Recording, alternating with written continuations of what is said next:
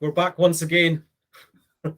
Eventually, we're back under extreme pressure. I think this is probably the most frequent we've managed to get 2 podcasts in one go of recent, to be honest. I know. Listen, we were on a wee jolly the last couple of days, weren't we? No, Ian? definitely. And all we got was, you boys, where's your next podcast? And we're like, oh, we've been busy trying to earn a crust, you know. But under extreme pressure from the posse at Elevate, we've done one day after we came back. So Yeah. what can you say? Well, the day after you came back, I left the day early. That's right. You were, part-timer. Do you know what? First of all, I think we've got to give a shout out to Poolview, to be honest, to letting us use their stand to try and plough our train, to be honest. Yep. Thank you very much, Rob and Dan, who are on the stand. Cheers for the sweeties. Yeah, cheers for the sweeties, and hopefully they got quite a lot of good links from doing Elevate, which was it was good. It was good. First one I've been to in about 5 years or something like that, I think. It was good, and there's a bit of synergy with Poolview there because Robin, McLaughlin, and Dan were talking about turbidity lots, and we've done that on this particular podcast. So pool water consultant, I think that's what he described us as. So we'll take that. We'll take that. Although I was described as non-applicable at one point, wasn't I? Well, listen, I reckon you get that every day, big guy. Probably. And we've got a big shout out to the round the corner from Poolview was Institute of Swimming and Swim England, and Rebecca and Alex were looking after us. And can he not give a wee shout out to Big Aaron and Nick and Big Rob from RLSS, the posse, the dudes round the corner. Yeah, they made us boys good looking. That's all I'm saying, you know. And the water babies as well. They were round the corner as well, weren't they? There seemed to be about 45 of them, I think, wasn't there? It was almost like we'll shove pools in the corner. Aye. It's a bit like Dirty Dancing. Nobody puts baby in the corner. It was like nobody puts pools in the corner. But we were put in the corner, and then I had my debate, the future technology in swimming pools, which I believe was recorded as well, actually. So I think that might be going out at some point. That'll be good. Mind, before the end of the podcast, mate, you'll need to highlight the webinar on the 6th of July. That's important. So we've got that coming up. So we'll let the viewers and the listeners into that wee big. I say wee, but it'll be a big. It should be a big event. Should be quite a massive event. It's the event of the year, isn't it? You know. So, I'm in no serious terms. If you could have a hold of me or Robin's phone just now on chlorine, where is it? How to get it? Or questions about, I'm thinking about doing this and thinking about doing that. So it spurred me on to do a little bit because Robin knows I love my mathematics and my formulas, and he can't stand them. No. I'll make the phone calls to the dudes in the industry, and you can do the tallying up. So, it's always made me curious. Everyone always says, "Oh, you know, this way of donating chlorine into a pool is cheaper, or this way is cheaper, or on-site generation is quite cheap." And then with the current energy crisis and the way everyone's bill's been getting hit, and let's be fair as well, we've seen this week a pool in Aberdeen closed down, saying that we cannot afford the beach pool in Aberdeen. What one is it, Robin? I can't remember which one it is. Beach Leisure Centre. I was actually delivering a pool plant course there 2 weeks ago, just at the Lynx Ice Arena next door, and we use the Beach Leisure Centre as the plant room that we go around. It's busy. Well, it was a very, very busy pool in the past. It's still a busy pool. Can't believe they're closing because of the energy costs. That's frightening. And I saw today a swimming pool had to close in Runcorn as well because they physically cannot get staff. They've been on a recruitment drive since March, and they physically cannot get staff, so they've had to close down. But anyway, one of the things was quite a bit of research. So this has taken me about 6 weeks to put together on and off because there's a lot of facts and figures I had to get. I know Robin's waiting with bated breath. I've got most of them. I haven't got all of them, I'll be honest. But I'll explain what I mean by that in a second, because there's a few little figures that I don't have. It's fluid. It must be fluid as well, Ian. It must change. No, well, it does change. It does change. And don't give me that look thinking, I wonder what's going to be cropping up with this. So I'm going to hopefully share it up your screen. So for any listeners out there, if you want to watch this back on YouTube, it might make a lot more sense because I've sort of formalized all this into an Excel spreadsheet to make our life a whole lot simpler for this. And it is fluid. You can adjust it. You can change it. You can do whatever you want. Now, I deliberately added something into this because we've got a job coming up pretty soon of a site that's currently using chlorine gas, and there's only, I think, 7 to memory left in the UK, and they're looking to remove the chlorine gas, and move. So we're looking at sort of 4 different types of chlorine, or 4 different ways of donating it into a pool, should we say. Calcium hypochlorite, sodium hypochlorite, salt, and chlorine gas. Okay. Now, obviously, it comes in sort of different sizes, or it's sort of percentages, or what it's in there.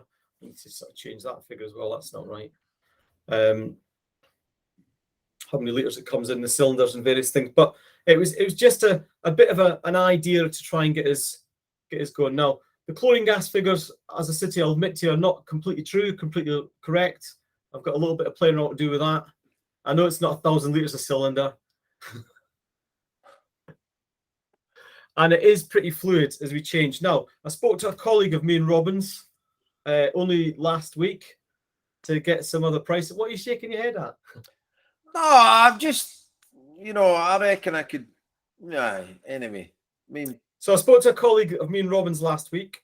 The prices there are no black and white. We're going to change them. We're going to change them as we do this. Yeah, you can. So I spoke to my colleague last week. A lady called Pauline who works out in Wiltshire, and she said to me that as of the end of their price cap, that their electric price is going up to 23 pence a kilowatt. So what I thought I'd do is I'd use that price, and the reason why I spoke to Pauline is because they've also got a hyperlizer. So I'm going to put up 23 pence is what they're paying per kilowatt of electric. Oh, no, there we go there. Okay. So that's what they're paying, Robin. So that's the first accurate figure. And she also told me that they pay £9.95 for a 25 kilogram bag of salt. Okay. And that's what they're currently paying. Okay. Now, we're ignoring chlorine gas, but what I will say to you, and Robin knows this as well, the guys that we're looking at chlorine gas for, they're currently telling us they're paying £1,100 a cylinder. Now, it's not 1,000 litres in a cylinder. I think it's about 100 litres, something like that. It's not that much. But we're not doing chlorine gas as part of this exercise. This was just an exercise for them. Sodium hypochlorite. So, Robin, I'm going to let you, 25 litre barrel. What are you paying for it just now? What would you say?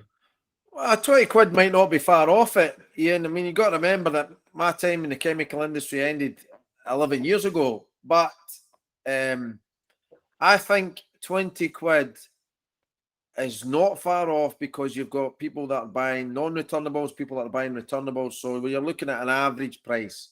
So that's maybe not too bad. If people are out there buying 60 tons a year, they might get a better price. But if there's people only buying 20 barrels over 12 months, they might be paying a lot more. It's supply and demand, And a bucket of calcium hypochlorite. Now we're not obviously stipulating a brand here.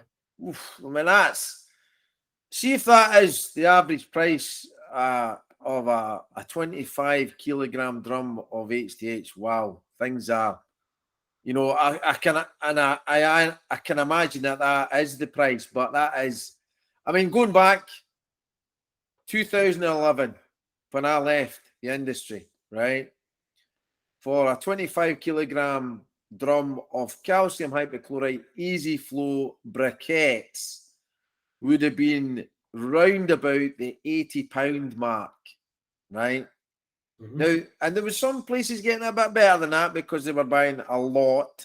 there was some places it was costing maybe 95, 100 because they weren't buying very many, and that's the nature of the business. But to go from, let's say, 80 quid right up to 200 in 10 years, that's a significant increase, isn't it? So are you quite happy to stick with the 200? We'll go with the 200, and because you cannot, if it's a spreadsheet, you can always change it. Yeah, so this is live. So chlorine percentage, obviously. Well, chlorine gas is pure, but we're not really going to touch these figures for this because I don't think anyone's going to be looking at a chlorine gas system. Okay. Now, firstly, I've got to thank Andrew Gaffey as part of this because he's given me a lot of facts and figures for this. Now, yeah, we're using 25 kilograms of salt to generate chlorine. He told me, and this was his figure, and 1,189.5 liters of water per 25 kilograms of salt is required. Okay. An average of 0.6% of chlorine. Yeah. Okay. Obviously, sodium hypochlorite is about 15% in strength. Yeah. And then calcium, because we're taking an average, some of them are as high as 72, some of them are a little bit lower. Are you happy with 65 or do you want me to change it? No, 65 is all right. I mean, the 68% is the target. The thing is, they try and keep it below the 70% for transportation purposes. You shouldn't really have anything over 70%. But go with a 65 just now. Yeah. And the thing is, with the 15% with the sodium hypochlorite, that's where it's delivered at. Yeah. Mm-hmm. And you and I know it degrades from day one as soon as it's delivered, So, yeah. But we'll go with the 15%. The 995 for the salt, there's maybe a bit of movement there. You could, the thing is, see if you went to 895, that's a 10% difference. That's quite significant for that. So it'd be interesting if you changed that to like £7.50 to see what the difference in the cost would be for the salt. But go with a 995 then now. Yeah. Okay, so based on those figures then, if you buy a bucket of calcium hypochlorite, there's 16.25 kilograms of pure chlorine in there. Yeah, that's about right, yeah. Yeah, hypo is about 3.75, and per 25 kilogram bag of salt, you'll get about 7.14 kilograms. And this is kilograms of pure chlorine that we're now talking about. That's how much you get in there, roughly. Okay.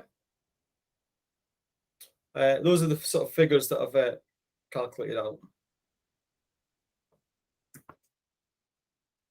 You quite happy with that so far? Yeah.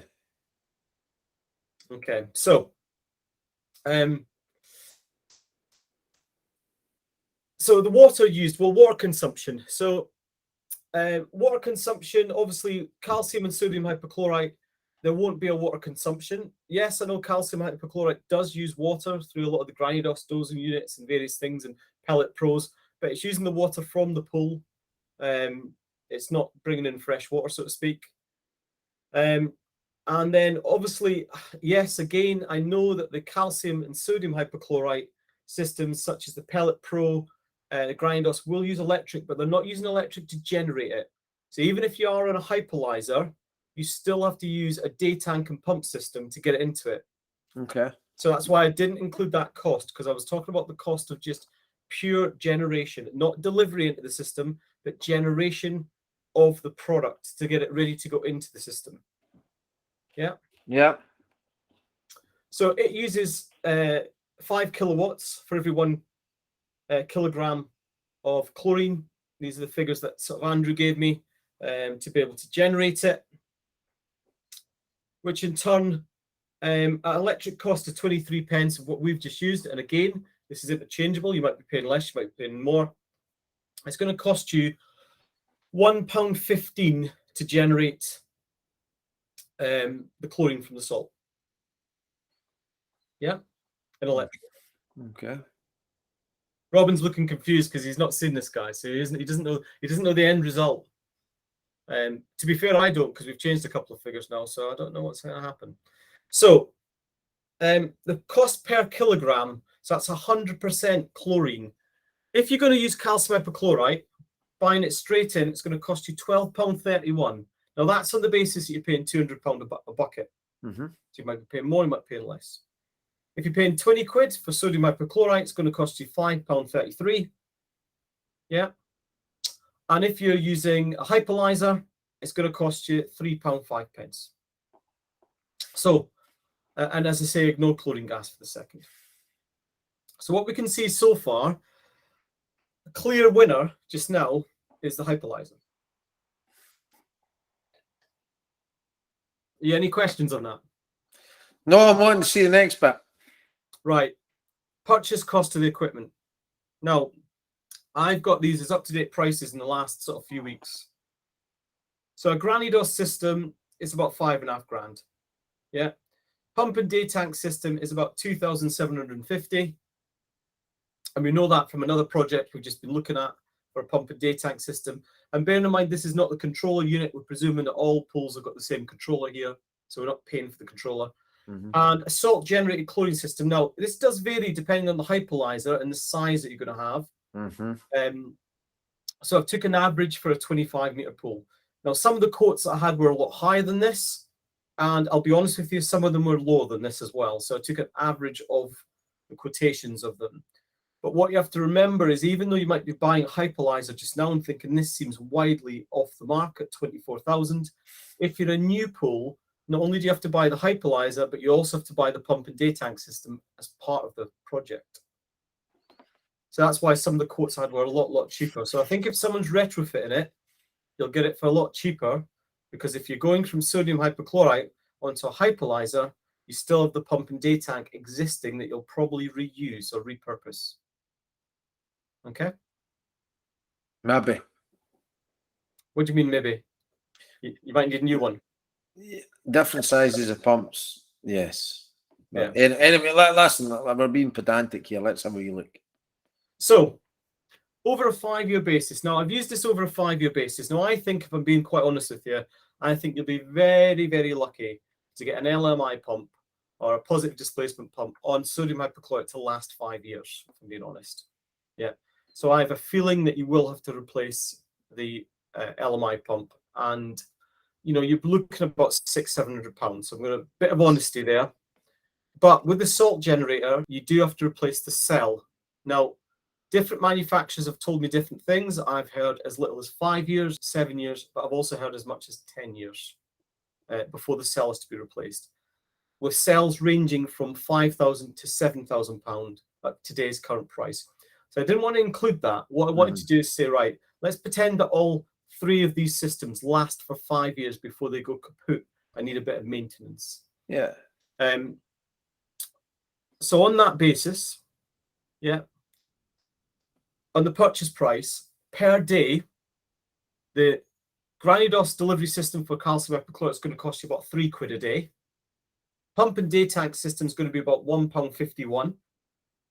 And then the hypolyzer is going to cost you about £13.15 a day. That's the depreciation of the purchase cost over only a 5-year period. Okay. Now, the next bit I've really interchanged. So let's say on average, your swimming pool needs 1 kilogram, 2 kilograms, 4 kilograms, or as much as 6 kilograms of pure chlorine. Yeah.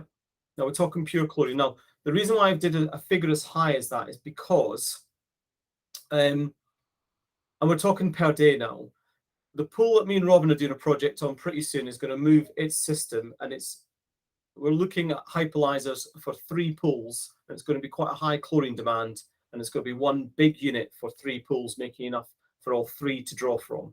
Okay, so I've changed the table slightly with this. So I'm going to put all them up just now, Robin.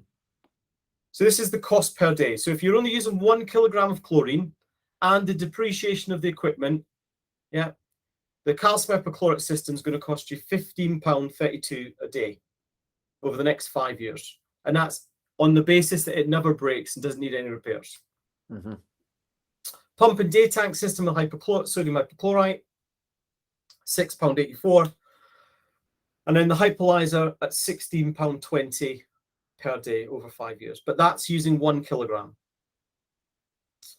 But if you're then using 2 kilograms a day, calcium hypochlorite system is going to be about 27 quid. The sodium hypochlorite system is going to be about 12 quid. And then the hypolaser is going to be 19. Now, this is quite interesting. So initially, a very small pool using a hypolaser, it worked out to be the most expensive way of generating the chlorine.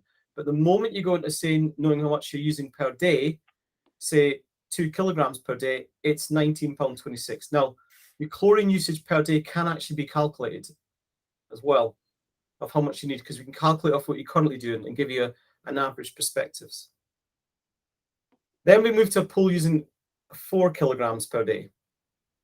And you can see that calcium hypochlorite is still the most expensive way of doing it at £52 roughly.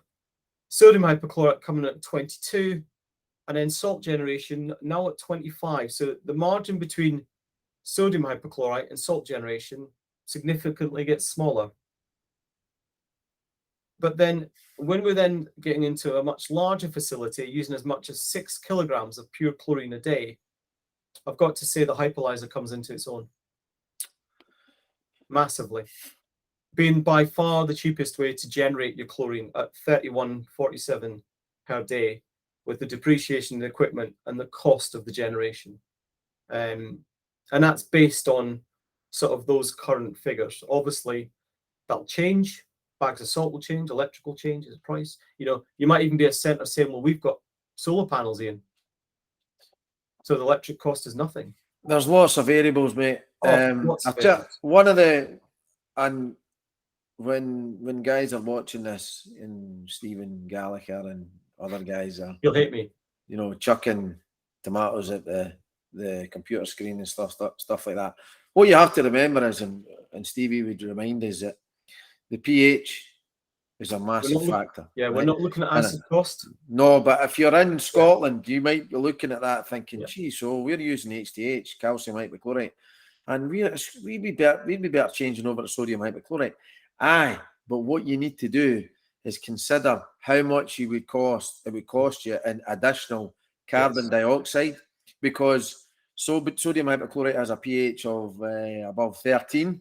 Yep. And then you've got calcium hypochlorite, which has got a pH of about 10.6. Not just that, Robert. You've then also got to calculate, we now have to buy calcium chloride. Absolutely, at 25 quid a bag, you know. So you start to add all that into it, and then you have to run your alkalinity at higher.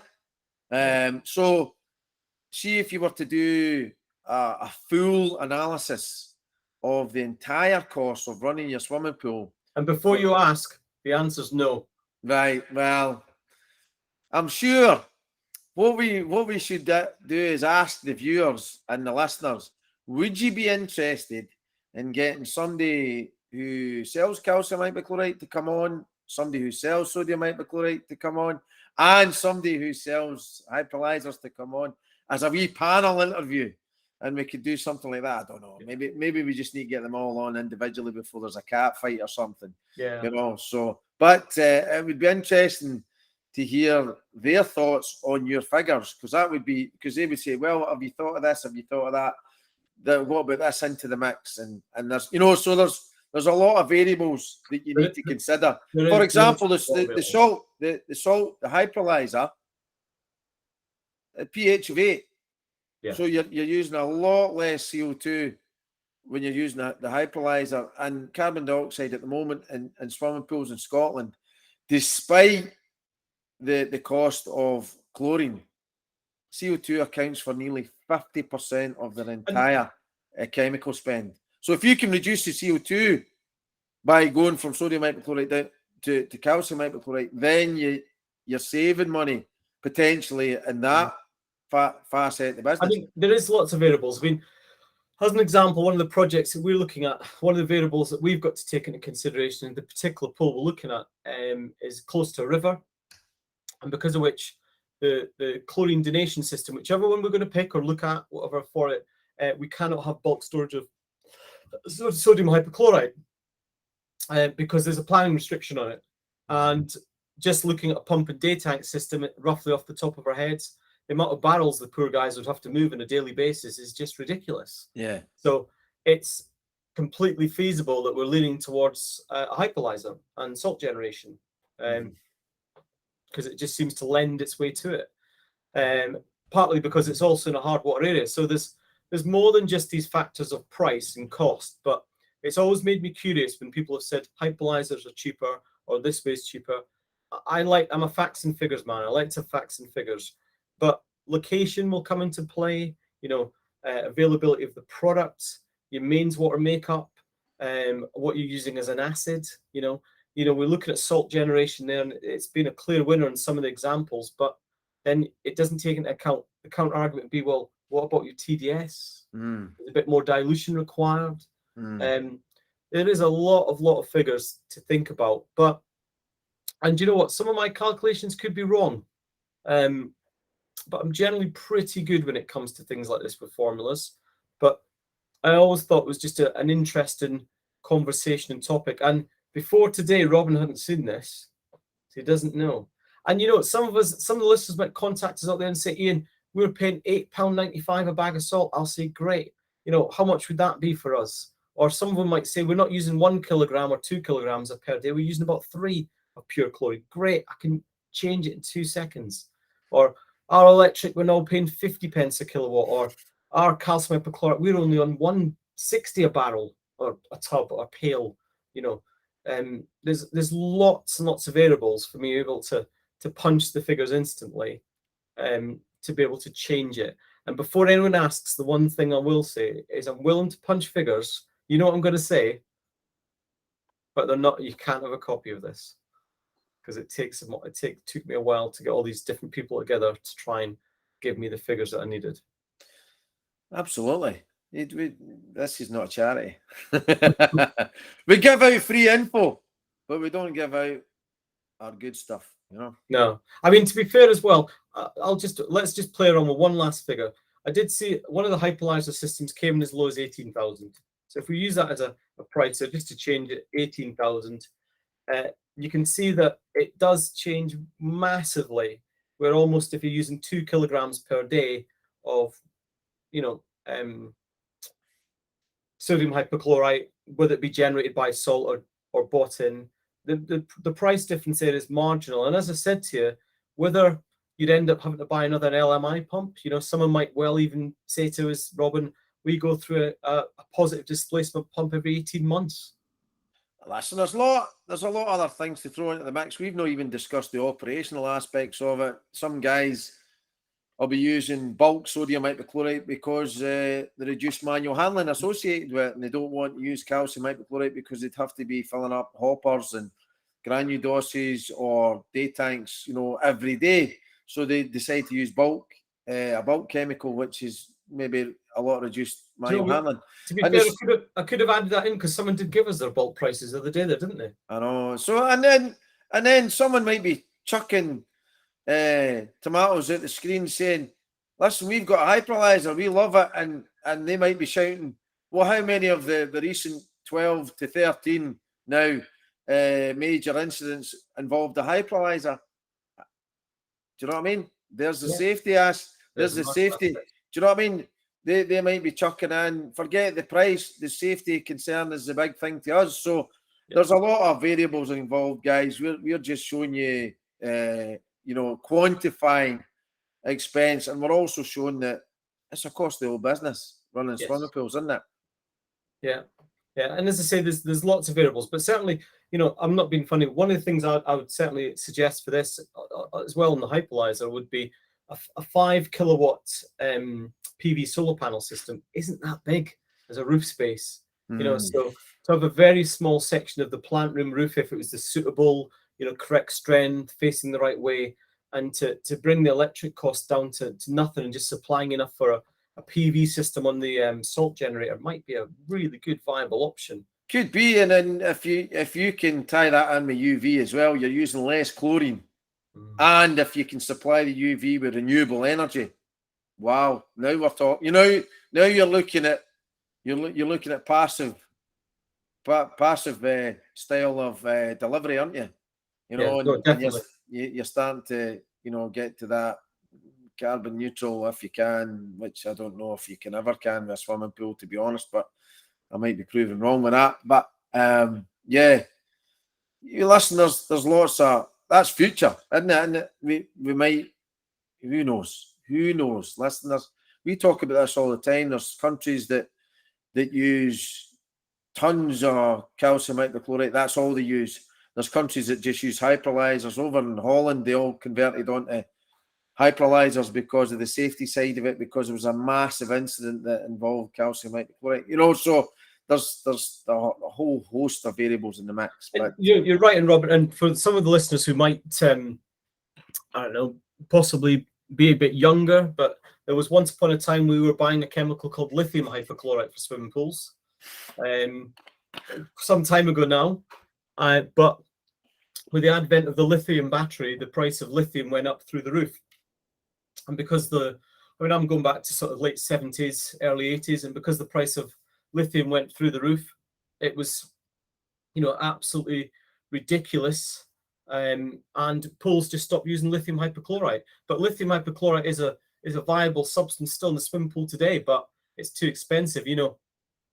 And we mentioned that myself and Robin were at Elevate this week, and I spoke to a stand. I'm sure a lot of them will know this stand, JP Leonard. Yeah, there we go. I think probably everyone sat down in their office today with a catalogue next to them, and they were telling me that their shipping container costs from Malaysia has went from £1,500 a shipping container to get, I can't remember what it was floats or something they were bringing over, to £7,000. It's crazy, isn't it? So, you know, that hike that we're looking for any of the types of chlorine, certainly ones shipped into the UK, a lot of it is unfortunately shipping cost. It's not necessarily production cost. Well, there will be an element of a production cost. So who knows? You know, you might be saying hyperlyzers are the way forward in the future because can't afford to get it shipped. Aye, and there's also variables. Aye, accessibility, availability of product. You know, there's all that sort of stuff to throw into the mix. Yeah, there's never. People always ask, especially when you're delivering a pool plant course, what's the best? What should we use? Is it HDH with CO2 with UV? Is it sodium hypochlorite with bulk hydrochloric acid? Is it hyperlyzer? There's no right or wrong answer. It depends on the site and what suits you best. You have to look at all the options and think about, you know, what can I access? What can I get? What's the price of the product? How can I get deliveries? What size of the plant room have I got? You know, and all of this. And what's my source water? Soft or hard? You know, can we get CO2? Is there an acid that complements that particular disinfectant? These are the sort of things that you need to be considering.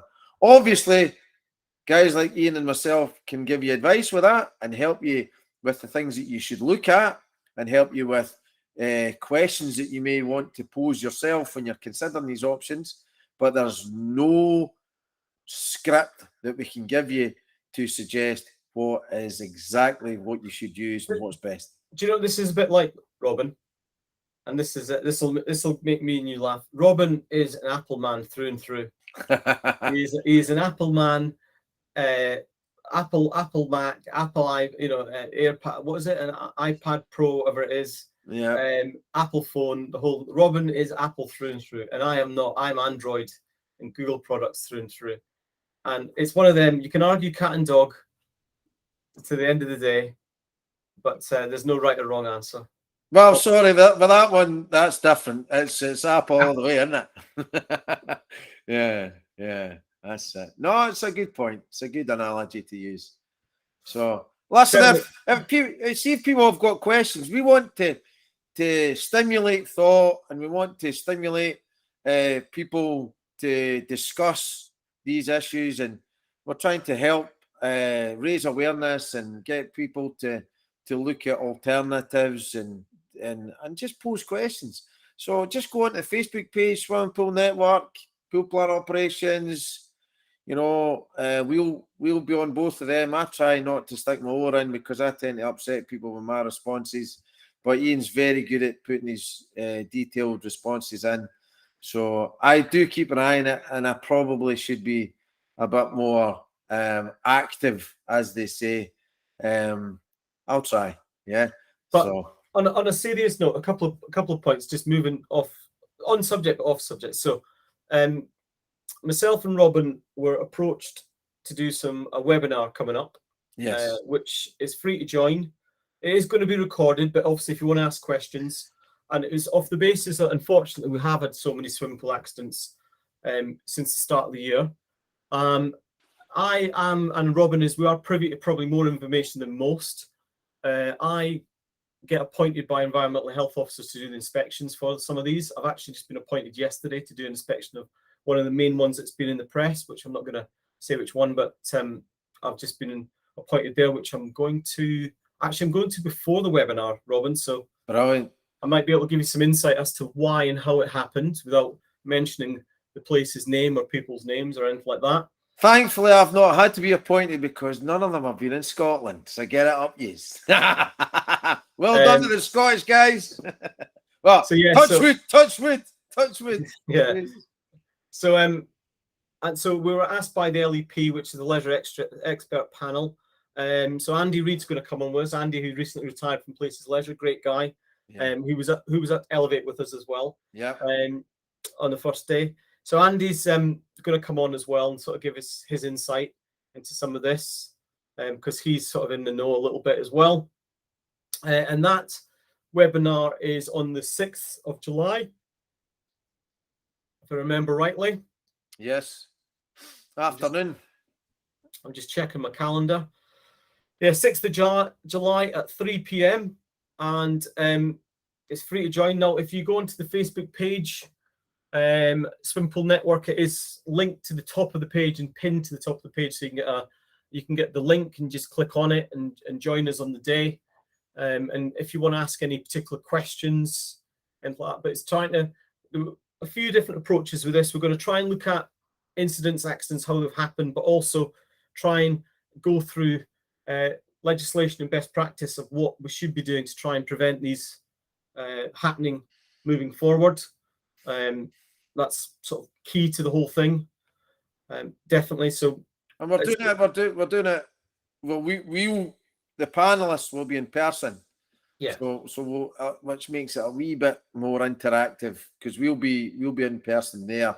Yeah. So there'll be a wee bit more kind of chit chat and stuff like that. And we'll say now before we'd like to thank the RLSS who's going to host it again. It's hosted all of our webinar series where you can come on live and ask questions, and so thanks in advance to them, but I'm sure we'll give them more thanks on the day. Aye, big time. We'll be owing Aaron a fortune after that because he'll be sorting out all our technical glitches.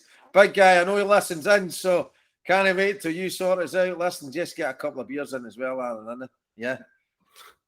That'll relax us and get us ready for the onslaught. Yeah, we'll put our neck above the parapet, so to speak. Aye. So I think that's us this week. I say this week, but we'll never do this weekly. So I think that's definitely us. But yeah, hopefully we'll try and get some more panelists on. I really want to bring back Mr. Nix now he's in retirement. He probably doesn't know what pool is anymore. Listen, we'll definitely get him back on. Remind him, the Jedi. Yeah, that's it. It'll be the return of the Jedi. We'll call it. Yeah. So who's still got the most listens, you know. He does, aye. Well, listen, let's see if he can beat it. Yeah, we'll raise the profile. We'll get him back on. We'll see. We'll maybe get him on after the webinar. He might listen in, yeah, and tell us that we're talking on a heap of cake, you know. Everyone loves a sequel. Yeah, well, it's never as good as the first, is it? No, it's never as good as first, but everyone always goes to the sequel. Yes, absolutely. So we'll get him in. We'll get them in, definitely. And what have we got coming up apart from the webinar? We've got bits and pieces of it. We've got quite a lot of big project work on the horizon. More project work on the horizon. I think more project work. We've been inspecting flumes, which is quite funny. I've got a good video of Robin going down a flume. Easy, Tiger. We're doing flume inspections to the British Standard BSI 1069 Part 1 and Part 2, isn't it? So we're doing quite a few bits with that. I'm trying to think what else. Oh yeah, hopefully soon, one of the big projects we've been working on for over a year might be finally launched. Massive! That will be massive. I keep forgetting. But that's gonna give it a month. Give it a month, and we'll be maybe 2. 6 weeks maybe, and we'll be talking about that. That will be a dedicated podcast. And we've got, we'll need to get our newest employee to come on the podcast at some point. Laura, who's the glue that keeps us together. She's become extremely valuable in the short period of time that she's been in. Far more intelligent than us two, that's for sure. Definitely. And she keeps us on the straight and narrow. And so she's been fantastic with some of the recent project work that we've done. Some big audits and other project specs and everything. We're growing very, very fast. And that might, who knows, we might have even more news on that over the coming months as well. So there's a few irons in the fire, as we say. Definitely. Yeah. But that's it for this week. Superb. Stay safe out there, guys. Keep listening. We'll see you on the 6th. Definitely. See you on the 6th.